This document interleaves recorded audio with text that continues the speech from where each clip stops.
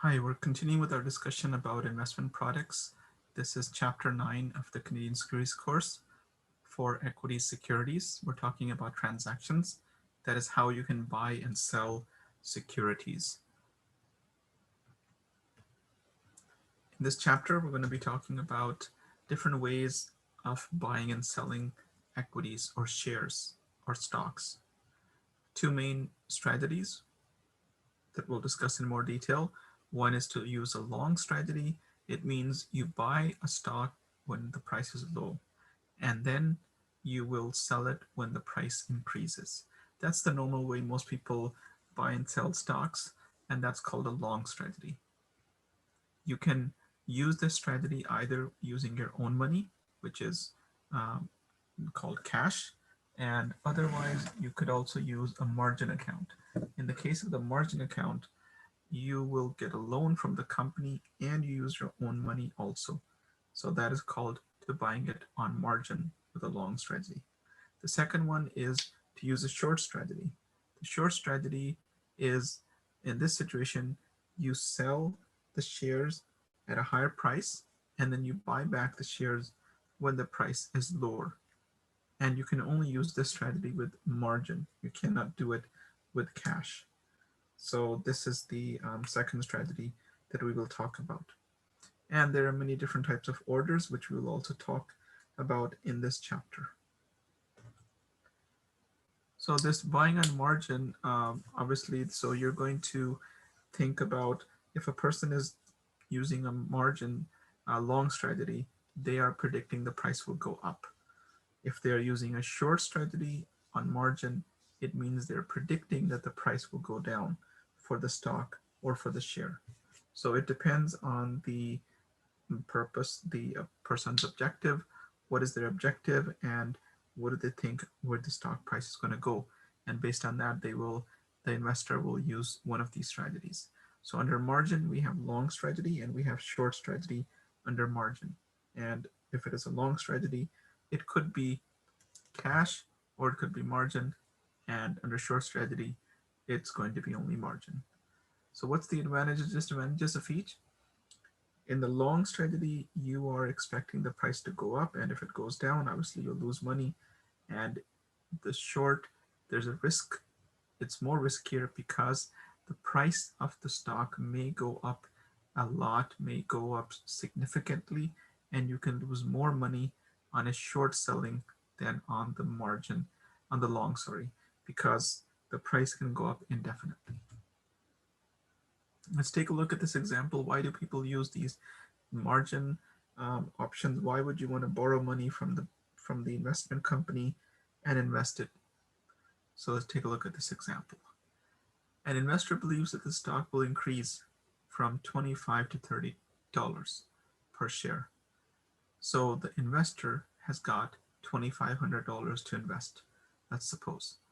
And usually $2,500 is the minimum requirement for margins, and generally most stock margins are going to be at a 50% margin. By 50%, we mean half the money the company will give you and half the money you have to put in. First, let's take a look and see if he goes through cash. If he doesn't says, I don't want to take a loan from the investment company, I'm just going to use my own money.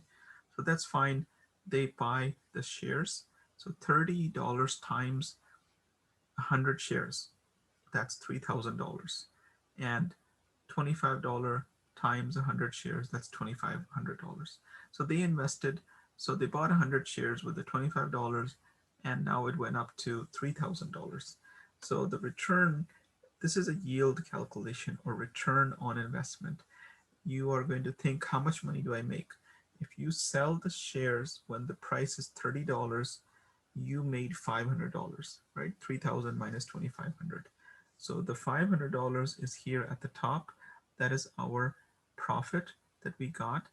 And then we divide it by 2,500, which is their investment. So the investor put in 2,500. So that's the money he invested, 2,500, and he got $500. And then we multiplied by 100 for this ratio to get a percentage.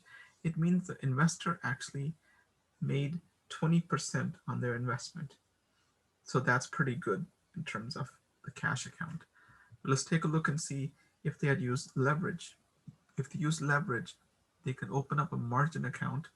They can get approved by the investment company for margin for a loan. It's just like when you're applying for any credit, any loan.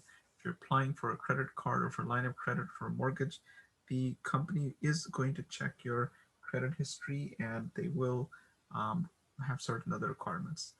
And so when you open up a margin account, let's suppose you're going to buy again you're going to buy now 200 shares instead of 100. You can buy double the shares. So the broker is going to put up 2,500 and the investor puts up the 2,500. So in this way now you really can invest $5,000 into the same stock instead of 2,500. So now that is at the price of $25. You put in 2,500, the company put in 2,500. Now the share price goes up to $30, and so it means 30 times times in this case 200 shares. So now the value is $6,000 when you sell it. So 6,000 minus your investment of 5,000. Now you made $1,000. So your return is more. You made $1,000. Your investment, the investor's investment, is only $2,500. So 6,000 minus 5,000 is $1,000 divided by the investment for the investor, which is 2,500 times 100 for the percentage. Now the return is 40%. So as we can see, using margin, the benefit of that is that the return on investment is much higher than a cash account. In the cash account, it was only 20%, and in the same situation now, it's 40%. So basically, the investor has doubled his return by using a margin account. However, the negative thing is, if the stock price does go down, the loss is also more. If the stock price had gone down, in this case, if it had went down from $25 to $20, the return would have been minus 20%, and under the margin account, it would have been minus 40%. So it works the both ways. If the price goes up, margin account gives you more return. If the price goes down in the long position, then you will lose much more money. So we will discuss about this in our next slides in more detail.